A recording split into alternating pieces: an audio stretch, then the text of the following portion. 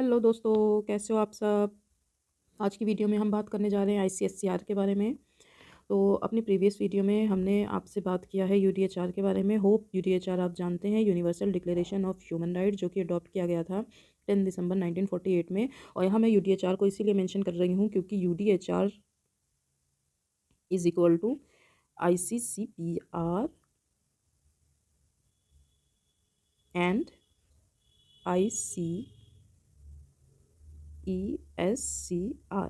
ठीक है, अब ये क्या है, तो यूडीएचआर जो कि 10 दिसंबर 1948 में अडॉप्ट किया गया था, वो मिक्सचर है आईसीसीपीआर का एंड आईसीएससीआर का। ऐसा मैं क्यों क्यों कह रही हूँ, क्योंकि चलिए इसके पहले फुल फॉर्म को देखते हैं। तो international covenant on civil and political right की ये बात करता है और आईसीएससीआर बात करता है, इंटरनेशनल कोवेनेंट है ये economic, social and cultural rights की।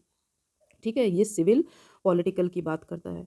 ठीक है, तो यूडीएचआर जो है उसने एक स्टैंडर्ड सेटिंग दे दी थी, एक स्टैंडर्ड उसने गोल सेट कर दिया था कि आने वाले टाइम में हम लोग इंडिविजुअल्स के, ह्यूमन बींग्स के ओवरऑल डेवलपमेंट के लिए एफर्ट्स करेंगे और ऐसा एफर्ट करेंगे कि उनकी डिग्निटी, राइट्स को वो फुल्ली रियलाइज़ कर सकें और अपने ओवरऑल डेवलपमेंट को फुल्ली इंश्योर कर सकें। ठीक है, तो ये था यूडीएचआर का पर्पस। तो यूडीएचआर का ये पर्पस आईसीसीपीआर और आईसीएससीआर के अडॉप्शन और उसके इफेक्टिव इम्प्लीमेंटेशन से ही पता चलता है। और इसके अलावा यूडीएचआर के और भी बहुत सारे पर्पस थे, जैसे कि उसने सेपरेटली बहुत सारी कोर कन्वेंशंस को भी उसने अडॉप्ट किया था, और उसको भी मैं यहाँ पे थोड़ा सा शॉर्ट में आपको बता देती हूँ। जैसे कि आईसीआरसी है, जैसे कि सीडॉ है। ठीक है, ये सब क्या है, international convention on rights of the child है, convention on the elimination of discrimination against women है। ठीक है, माइग्रेंट वर्कर्स से रिलेटेड कन्वेंशन है, माइनॉरिटीज से रिलेटेड है, मीन्स बहुत सारी चीज़ें हैं, वो इसको भी हम बताएंगे तो ये वीडियो बहुत लंबी हो जाएगी। तो आज की वीडियो में हम सिर्फ आईसीएससीआर के ऊपर फोकस करते हुए आईसीएससीआर की बात करेंगे। तो चलिए आईसीएससीआर को डिस्कस करते हुए पहले हम कुछ इसके फैक्ट्स को जान लेते हैं, फैक्ट्स अबाउट आईसीएससीआर। ठीक है, कि इसके फैक्ट्स क्या हैं। तो चलिए फैक्ट्स की तरफ आगे बढ़ते हुए, तो सबसे पहले हम देखते हैं कि हमारा जो आईसीएससीआर है उसको ड्राफ्ट कब किया गया था। इट हैज़ बीन ड्राफ्टेड इन 1954। सबसे पहले तो इसको ड्राफ्ट मीन्स इसका पूरी जो बॉडी थी वो कब तैयार कर ली गई थी, उसको तैयार किया था 1954 में। ठीक है, उसके बाद अडॉप्ट कब किया गया था। अडॉप्ट का मतलब क्या होता है, जैसे आपके घर में पापा को कोई बहुत बड़ा सामान लेना है या मम्मी को लेना है, तो वो पहले अपने जहन में एक स्कीमा तैयार कर लेते हैं कि ये हमें लेना है, तो वो अपने माइंड में करते हैं। लेकिन जब हम इंटरनेशनल लेवल पे कोई चीज़ पब्लिक के लिए, ग्लोबल सिटीजन्स के लिए हम कुछ फॉर्म करने जा रहे होते हैं, तो लिख के कोई चीज़, कुछ कुछ चीज़ों को सेटिंग बनाई जाती है, तो वो हो जाता है उसका अडॉप्शन, कि ये आने आने वाले टाइम में ये इन इन पॉइंट्स के ऊपर हम इसको अडॉप्ट कर लेंगे और इसको इफेक्टिवली इम्प्लीमेंट करेंगे। तो इसकी अडॉप्शन डेट हो गई कि जब आपने एक स्कीमा रेडी कर लिया, एक आपने स्कीमा तैयार कर लिया कि हाँ, हमको आने वाले टाइम में economic, social and cultural rights overall development के लिए, सिटीजन्स के लिए चाहिए चाहिए। तो वो डेट कौन सी थी जब हमने ये चीज़ को सिर्फ अडॉप्ट किया था। तो अडॉप्ट हमने कब किया था, 1966 में। और डेट क्या थी, 1966 16 दिसंबर की डेट थी। ठीक, 16 दिसंबर की डेट थी। मैं यहाँ थोड़ा सा क्लियर लिख देती हूँ, मेरी राइटिंग बहुत अच्छी नहीं बनती है फ्रेंड्स, तो थोड़ा सा मैनेज करना। तो ड्राफ्ट की बात कर लें पहले, तो ड्राफ्ट आपको पता है 1954। एडॉप्शन की बात कर लें, एडॉप्शन की बात कर लें तो 16 दिसंबर 1966, ये रही इसकी एडॉप्शन की डेट। ठीक है, अब घर में फ्रिज आ गया, एसी लग गया भाई साहब, तो उसको हो गया कि इफेक्टिव हो गया, आपका पापा ने जो डिसीजन लिया था वो इफेक्टिव हो गया। तो इफेक्टिव कब हुआ था, ये इफेक्शन की इसकी जो डेट है वो इफेक्टिव हुई थी 3 जनवरी। बताइए कितना टाइम लग जाता है। 1966 में इसको अडॉप्ट किया गया था, 1976 में इसको इफेक्टिव किया गया है। मींस लोग आ गए थे इस पर साइन करने कि यस हम रेडी हैं, हम आईसीएससीआर के प्रोविजंस को अपने डोमेस्टिक लॉज में इंक्लूड करने के लिए रेडी हैं। तो वो जो नेशंस थे, वो जो मेंबर कंट्रीज़ हैं यूनाइटेड नेशंस की, वो आगे बढ़ कर आके 3 जनवरी 1976 के इसका इफेक्शन के लिए, रेक्टिफाई करने के लिए खोल दिया गया, ओपन कर दिया गया। ठीक है, तो ये रहा। अब इसमें हम पार्टीज़ की अगर हम बात कर लें, तो चलिए पहले थोड़ा सा हम अपना कंटेंट को देखते हैं। तो यहाँ पे आपको फुल फॉर्म दिख जाएगा कि ये रहा आपका फुल फॉर्म आईसीएससीआर का, international covenant on economic, social and cultural rights. और उसके बाद इसका हम अगर देखें तो ये एक मल्टीलेटरल ह्यूमन राइट्स ट्रीटी है। मल्टीलेटरल क्या है, इसमें बहुत सारे राइट्स आपको दिखेंगे, इसके बहुत सारे राइट्स हैं। आप इसमें देखेंगे कि इसमें एम्प्लॉयमेंट से रिलेटेड भी चीज़ें मिल जाएंगी आपको, इसमें हेल्थ से रिलेटेड भी चीज़ें मिल जाएंगी आपको, इसमें एडिक्वेट स्टैंडर्ड ऑफ लिविंग से रिलेटेड भी चीज़ें मिल जाएंगी आपको, इसमें ट्रेड यूनियन से रिलेटेड भी चीज़ें मिल जाएंगी आपको, इसमें एजुकेशन से रिलेटेड भी हो जाएगी। तो ये मल्टीलेटरल ह्यूमन ट्रीटी है जो कि अडॉप्ट किया गया था कब अडॉप्ट किया गया था इसको?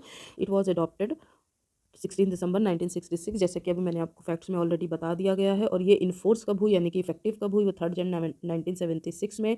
आईसीएससीआर जो है वो one of the two main treaties है जो कि international bill of human rights को फॉर्म करती है। International bill of human rights क्या है कि ये एक यूडीएचआर है। यूडीएचआर दो बिल को लेकर चलता है, एक है आईसीसीपीआर, दूसरा है ICESCR। तो इसको कलेक्टिवली हम बोलते हैं इंटरनेशनल बिल ऑफ राइट्स। ठीक है, इसको हम कलेक्शन को हम बोलते हैं इंटरनेशनल बिल ऑफ राइट्स। चलिए अब आगे बढ़ते हुए देखते हैं हम कि आईसीएससीआर जो है प्रोटेक्ट करता है। अब इसका पर्पस क्या है? ये प्रोटेक्ट करता है इकोनॉमिक को, सोशल को, कल्चरल राइट्स को, जो कि बहुत इसेंशियल होते हैं ह्यूमन डिग्निटी के लिए और एक जस्ट सोसाइटी के लिए, इक्वल सोसाइटी के लिए।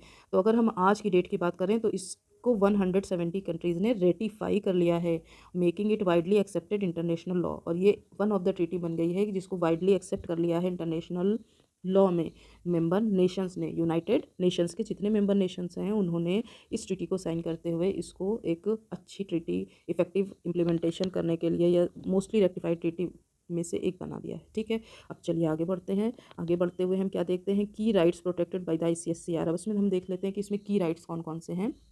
तो इसमें सबसे पहले ये राइट टू वर्क की बात करता है, क्योंकि यहाँ पे इकोनॉमिक, सोशल और कल्चरल हो रही है, तो आपको पता होगा कि इसमें ये इन तीनों चीज़ों को लेकर चलेगा। ठीक है, तो सबसे पहले ये वर्क की बात करता है, उसका वो कौन कौन सा आर्टिकल है? 6, 7 एंड 8।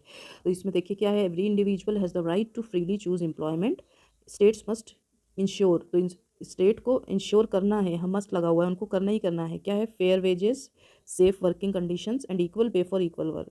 ठीक है, worker should have the right to form trade unions के लिए भी यहाँ बात हो रही है। उनको स्ट्राइक का भी अधिकार दिया जा रहा है कि अगर उनके राइट्स वायलेट हो रहे हैं, if they are feeling exploited, they can strike.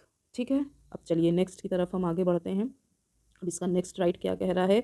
इसका नेक्स्ट राइट ये कह रहा है right to social security, article 9। Right to social security की बात करता है। Everyone has the right to social security and social insurance including protection of unemployed, elderly and disabled. ठीक है, अनएम्प्लॉयमेंट की कंडीशन में क्या होगा? एल्डरली आप हो गए हैं, उसमें क्या होगा? इस सारी प्रोविजंस को बहुत ही ये ब्रॉडली डिस्कस कर रहा है। नेक्स्ट है right to an adequate standard of living, article 11। Adequate standard of living को भी इंश्योर करता है, जिसमें क्या जाता है? आपके पास पेट भर खाना हो, साफ़ पानी हो, एडिक्वेट हाउसिंग हो, एक नॉर्मल घर हो, अच्छा कपड़ा हो, the right to be free from hunger, और आपका हंगर से आपको मुक्ति मिले। ये है आर्टिकल 3। आप ये ध्यान रखिएगा, ये कॉम्पिटिटिव एग्जाम्स में पूछता है कि आईसीएससीआर के किस आर्टिकल में आपको बताया गया है right to be free from hunger. तो वो है हमारा article 11। Right to an adequate standard of living के अंदर ये आता है। ठीक है, नेक्स्ट है राइट टू हेल्थ। अब हम आगे बढ़ते हुए देखते हैं राइट टू हेल्थ को। तो आर्टिकल 12 जो है वो बात करता है राइट टू हेल्थ की। ठीक, article 12 is talking about right to health, जिसमें फिजिकल और मेंटल हेल्थ भी आता है। मीन्स फिजिकल हेल्थ तो आप समझ गए कि आप डायबिटीज़, ठीक है, आप बहुत सारी life threatening diseases like cancer, AIDS, ठीक है, आपका kidney failure and so on. Mental health, stress, anxiety, depression, जो कि बहुत कॉमन है और इसको लोग प्रॉब्लम ही नहीं समझते हैं। आप जाकर बता देंगे कि हाँ मुझे यहाँ दर्द है, सर में दर्द है, कोई बहुत बड़ी बीमारी हो गई है, तो लोग उसमें आपको सिंपैथाइज़ करेंगे, आपके लिए प्रे करेंगे। लेकिन अगर आपको मेंटल हेल्थ का इशू हो गया तो लोग मेंटल हेल्थ को हेल्थ ही नहीं समझते हैं। ऐसा लगता है कि ब्रेन तो हमारी बॉडी का पार्ट ही नहीं है, लेकिन ऐसा नहीं होना चाहिए। तो आर्टिकल 12 के अंदर इसको भी प्रमोट किया जा रहा है कि लोग फिजिकल हेल्थ और मेंटल हेल्थ दोनों को आगे लेकर बढ़ते रहें। ठीक है, नेक्स्ट हम देख लेते हैं एजुकेशन की बात कर रहा है आर्टिकल 13 एंड 14 में। तो आर्टिकल 13 और 14 बात करता है एजुकेशन की, जिसमें प्राइमरी एजुकेशन जो है फ्री होनी चाहिए, कंपलसरी होनी चाहिए बच्चों के लिए। हायर एजुकेशन एक्सेसिबल होनी चाहिए सबके लिए। एजुकेशन का एम जो होना चाहिए वो डेवलपिंग ह्यूमन पोटेंशियल होना चाहिए, रिस्पेक्ट ऑफ ह्यूमन राइट्स होना चाहिए, अंडरस्टैंडिंग अमंग नेशंस। ठीक है, ये सारे प्रोविजंस हैं। नेक्स्ट है right to participate in cultural life, जो कि आर्टिकल 15 जो बात करता है कि आप कल्चरल लाइफ में अपने पार्टिसिपेट कर सकते हैं। तो कल्चरल लाइफ में पार्टिसिपेट करने के लिए आप अपने एंजॉय कर सकते हैं कल्चर को। आप ईद मना सकते हैं, होली मना सकते हैं, दिवाली मना सकते हैं, बैसाखी मना सकते हैं। Benefit from scientific advancements and protect their intellectual property, और अपने इंटेलेक्चुअल प्रॉपर्टी को भी आप क्या कर सकते हैं? प्रोटेक्शन कर सकते हैं। State must promote access to cultural institutions and support scientific research, और उसमें साइंटिफिक रिसर्च को भी प्रमोट करेगा स्टेट्स के पास भी है। लेकिन अब इंटरनेशनल बिल ऑफ राइट्स ने ये सारे डायरेक्शन तो दे दिए मेंबर नेशंस को कि भाई साहब आप लोग अपने अपने डोमेस्टिक लॉज में इन सारी चीज़ों को ऑल राउंड डेवलपमेंट के लिए सिटीजन्स के ये सब करिए। लेकिन देखिए कुछ चीज़ें होती हैं जो चैलेंजेस जो होती है वो फेस करना पड़ता है कंट्री को, तो वो भी थोड़ा सा हम यहाँ पे देख लेते हैं। Implementation and challenges, how is the ICSCR implemented, कैसे ICSCR जो है वो इम्प्लीमेंट होता है। Countries that ratify the ICSCR must take steps to progressive realise these rights. तो ये कहा जा रहा है कि आप प्रोग्रेसिवली रियलाइज करिए इन राइट्स को, आप एक बैक ही नहीं सबको ऑल राउंडली आप डेवलप कर सकते हैं, लेकिन ये प्रोग्रेसिव मीन्स एक धीरे धीरे एक प्रोसेस के थ्रू होगा और लेकिन हो जाएगा अगर आप ट्राई करेंगे। यूनाइटेड नेशंस कमेटी बनाई गई है economic, social and cultural right की, जो कि मॉनिटर करता है पीरियोडिक रिपोर्ट्स को, और ये क्या करता है साल में एक बार मिलता है, साल एनुअली मिलता है, मीन्स हर साल मिलेगा और 3 टाइम्स इसकी सिटिंग होती है। ठीक है, लेकिन अब हम चैलेंजेस की बात, state must adopt laws and policies to promote this rights, उनको अपने डोमेस्टिक लॉज में वो पॉलिसीज़ एंड राइट्स बनाने चाहिए। ये सारी इसके डायरेक्शंस हैं। लेकिन देखिए स्टेट्स को भी तो कोई चीज़ें, ज़ाहिर सी बात है ये economic, social and cultural right है, यहाँ पे आप फूड की बात कर रहे हैं, आप हेल्थ की बात कर रहे हैं, आप एम्प्लॉयमेंट की बात कर रहे हैं, आप एजुकेशन की बात कर रहे हैं, लेकिन स्टेट भी कभी कभी अपने आप को लिमिटेड फील करता है, लिमिटिंग उसकी खुद की लिमिटिंग रिसोर्सेज होती हैं, जिसके बाद ही वो इन सारी चीज़ों को अपने डोमेस्टिक लॉज में इंप्लीमेंट कर सकता है। तो चलिए देखते हैं कि वो चैलेंजेस क्या क्या हैं, जैसे कि lack of resources, poor nation में lack the funding to ensure the rights of health care and social security, जैसे अनएम्प्लॉयमेंट के टाइम पे, एल्डरली टाइम पे, या पेंशन से रिलेटेड जो भी सोशल सिक्योरिटीज़ आप दे रहे हैं या हेल्थ केयर से रिलेटेड जो भी सिक्योरिटी दे रहे हैं, तो वो पुअर नेशन के लिए थोड़ा मुश्किल होता है। पॉलिटिकल इंस्टेबिलिटी, वॉर्स और कन्फ्लिक्ट्स कैन हिंडर प्रोग्रेस, कभी कभी वॉर वाली सिचुएशन होती है तो उसमें आप इन सारी चीज़ों को इंश्योर नहीं कर सकते हैं। Economic inequalities, discrimination, poverty make it difficult for marginalise communities to access their rights. तो जो डिस्क्रिमिनेशन वाला जो फैक्टर होता है या जो गरीबी खुद होती है वो बहुत ही डिफिकल्ट कर देती है इन सारे प्रोविजंस को इम्प्लीमेंट करने के लिए। ठीक है, तो इसके लिए क्या होना चाहिए, सेंसिटाइजेशन होना चाहिए, एजुकेशन बढ़ना चाहिए, लेकिन घूम फिर के बात रिसोर्सेज पे आ जाती है कि अगर कंट्री पुअर हुई तो फिर कैसे ये सारी चीज़ों को हम हैंडल कर पाएंगे। लैक ऑफ इन्फोर्समेंट, तो कभी कभी क्या होता है, लैक ऑफ इन्फोर्समेंट भी होता है, इफेक्टिव इंप्लीमेंटेशन नहीं हो पाता है। मान लिया कि कंट्री ने कर भी दिया, लेकिन ये नीचे तक पहुँचते पहुँचते ये कुछ नहीं पहुँच पाता है, और यहाँ पे करप्शन और बहुत सारा जो है लूज़ और लूप होल की वजह से यहाँ तक कुछ नहीं पहुँचता है। हालांकि यहाँ पे कंट्री ने अपना पूरा एफर्ट लगा दिया होता है, लेकिन यहाँ तक पहुँचते पहुँचते पॉइंट में ही चीज़ें पहुँच पाती हैं। तो चलिए इंडिया को देख लेते हैं कि इंडिया ने ICSCR को कब साइन किया और उसने क्या क्या एफर्ट लिए हैं। तो इंडिया की हम बात करें तो India and the ICSCR, India sign the ICSCR 1979 में उसने साइन किया, रेटिफाई किया 1979 में ही, और कमिट कर दिया उसने कि वो इकोनॉमिक, सोशल और कल्चरल राइट्स को प्रमोट करेगी और अपने डोमेस्टिक लॉज में भी उसको इंप्लीमेंट करेगी। आप चाहे इंडियन कॉन्स्टिट्यूशन उठाएंगे तो आप उसमें फंडामेंटल राइट्स में भी आप देखेंगे कि बहुत सारे प्रोविजंस हैं। तो इंडिया ने इसको रेटिफाई किया 1979 में। तो की एरियाज जहाँ पे इंडिया ने प्रोग्रेस कर लिया है वो है right to education, right to education act 2009 makes free and compulsory education and legal right for children. Right to work, Mahatma Gandhi national rural employment guarantee act, NREGA जो बना था ये 2005 या 4 का है आई गेस। ठीक है, ये भी एक तरीके का जैसे कमेटी उसकी बनी है, वो कमेटी ICSCR की जो है वो जो जब पूछेगी कि आपने अपने देश में अपने डोमेस्टिक लॉज में किस तरह से इंप्लीमेंट किया है, तो India can give these kind of references and can raise its hand कि यस हमने इसके थ्रू इसको रेक्टिफाई करने के बाद क्या क्या एफर्ट्स लिए हैं। राइट टू फूड का भी है, नेशनल फूड सिक्योरिटी 2013 ये एक्ट आया है। ठीक है, however challenges like poverty unemployment, gender inequality and lack of health care access still exist in India, लेकिन कुछ कुछ चीज़ें अभी भी इंडिया को मीट करनी है जो कि वो यहाँ पे हैं। ठीक है, तो ये रहा आज का हिसाब किताब। आगे देखते हैं कंक्लूजन में क्या है। तो ICSCR जो है क्रूशियल इंटरनेशनल ट्रीटी है जो कि प्रमोट करती है ह्यूमन राइट्स को। ठीक है, ICSCR जो एक क्रूशियल इंटरनेशनल ट्रीटी है जो प्रमोट करती है ह्यूमन डिग्निटी को, सोशल जस्टिस को, इक्वालिटी को। While many countries including India have taken step to uphold these rights and challenges remain in achieving full implementation. बहुत सारी कंट्रीज इसको एफर्ट कर रही हैं, जैसे कि इंडिया भी कर रही है, लेकिन उसको पूरी तरीके से अचीव करने में उन्हें कुछ चैलेंजेस को भी फेस करना पड़ता है, जो मैंने आगे आपको ऊपर बताया है।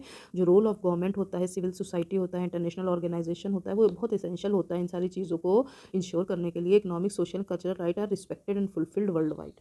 यहाँ पे इसके इंपॉर्टेंस को समझा तो जा रहा है और ट्राई भी किया जा रहा है वर्ल्ड वाइड इसको इम्प्लीमेंट करने के लिए। तो फ्रेंड्स, ये था हमारा आज का लेक्चर ICSCR पे। तो होप आपको ये अच्छा लगा हो और आपको ये एग्जामिनेशन में हेल्प करेगा। ठीक है फ्रेंड्स, तो चलिए आज की वीडियो में बस इतना ही। आगे हम अपनी नेक्स्ट वीडियो लेकर आएंगे ICSCR पे। Thank you so much.